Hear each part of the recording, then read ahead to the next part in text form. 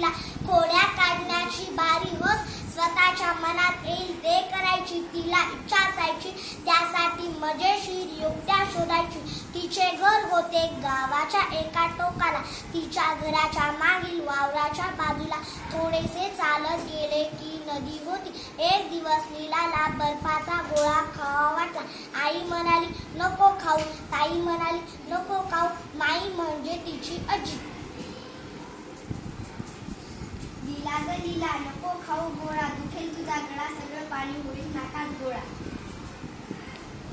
आता काय करावे बरे लीला विचार करू लागली तिला एक युक्ती सुचली ती नदीकडे गेली नदीला म्हणाली नदी ग नदी लीलाला खायचाय बर्फाचा गोळा पण माई म्हणाली दुखेल गळा खाऊ का नको पण नदी कशी बोलणार परत लीलाच म्हणाली मग खा की पळत जा आणि पटकन खा परत लीलाच म्हणाली नदी ग नदी लीलाला खायचाय बर्फाचा गोळा म्हणाली दुखेल गळा खाऊ का नको पण नदी कशी बोलणार परत लीलाच बोलली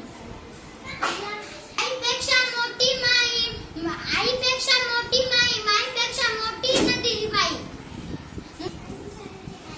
लीला परत बर्फवाल्याकडे गेली गोळा खाऊन परत आली तिला बोलणारी नदी खूप आवडली ताई आई माई यांच्यापेक्षा मोठ्या नदीबाईने परवानगी दिली म्हटल्यावर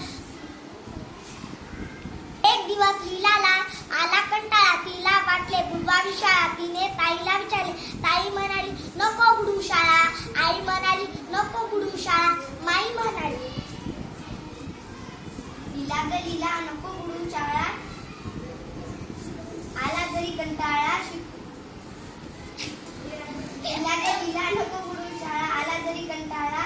शिकून चोरून सुखी होशील माझ्या बाळा कुणीच कसे शाळा बुडू देत नाही शाळेला जाते असे सांगून ती नदीकडे गेली नदीला म्हणाली नदी ग नदी पण नदी कशी बोलणार परत लीलाच बोलली नदी ग नदी लीलाला आलाय कंटाळा वाटे बुडवायची शाळा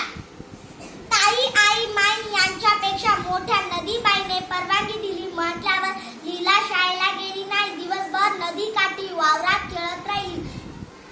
तिची ताई तिच्या शाळेत 7वीत शिकत होती तिने शाळा बुडवल्याबद्दल तिला कळले होते